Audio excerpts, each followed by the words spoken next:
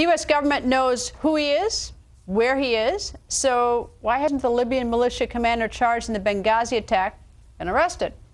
We are not the only ones who want to know. Senator Kelly Ayotte tweeting, "Why is this guy roaming free after being charged?" Senator Ayotte joins us. Nice to see you, Senator. Good to see you, Greta. All right, Senator, why isn't this guy in custody if he's been charged?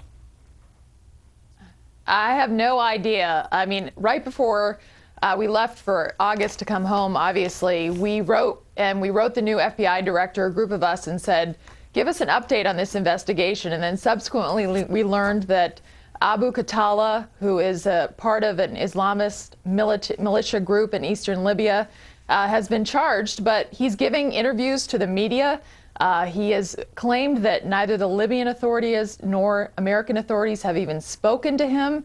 And if we've charged him, why is he roaming loose in Libya? Apparently, we know where he is because the media like CNN have been able to interview him, and yet we have not taken him into custody. I don't understand it. He should be interrogated. Obviously, the others that have been charged, that have alleged to have been charged recently, should be interrogated so we can get to the bottom of this.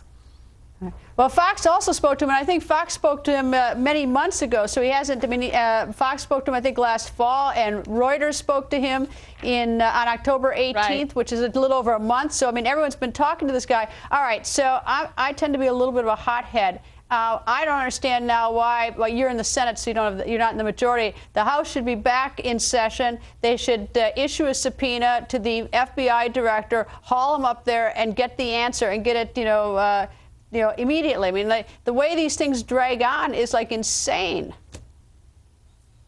Greta, I have to agree with you. I mean, in the sense that we have not also heard from the people that were actually there on the ground at the attack, the survivors, yet. As far as I know that the House has been doing, trying to investigate this very thoroughly, Chairman Issa, but I don't think we've even heard from the survivors yet, and that's very important.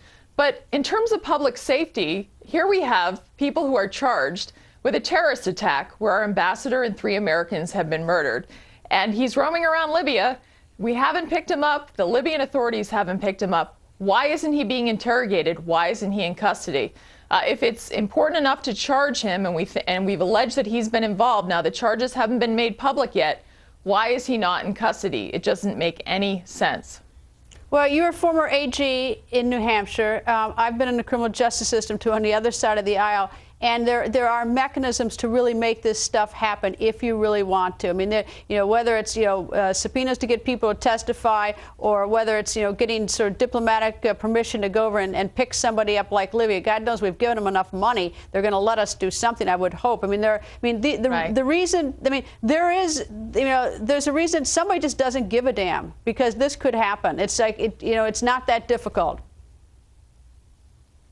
I agree with you, Greta. I think that you think about it, why haven't we asked the Libyan authorities to pick him up, demanded, frankly, with all the assistance we've given them?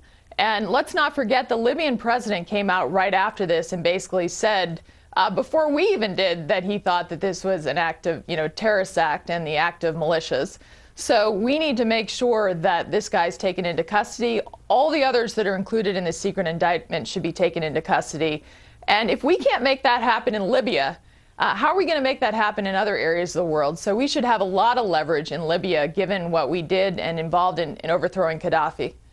If my memory serves me correct, one of the first pieces of chatter that came out of Libya after September 11th is Ansar al-Sharia was part of it, or was taking claim for the responsibility. Then all of a sudden it got peddled for the next 3 weeks, this silly video story. So right from the get-go, and this guy is the leader of that Libyan militia faction. So, I mean, something's just not right. I mean, if we knew it then, and if CNN could talk to him, I mean, if Fox could talk to him last fall, Reuters could talk to him, then CNN can, and we've got him charged. Something's really wrong with this.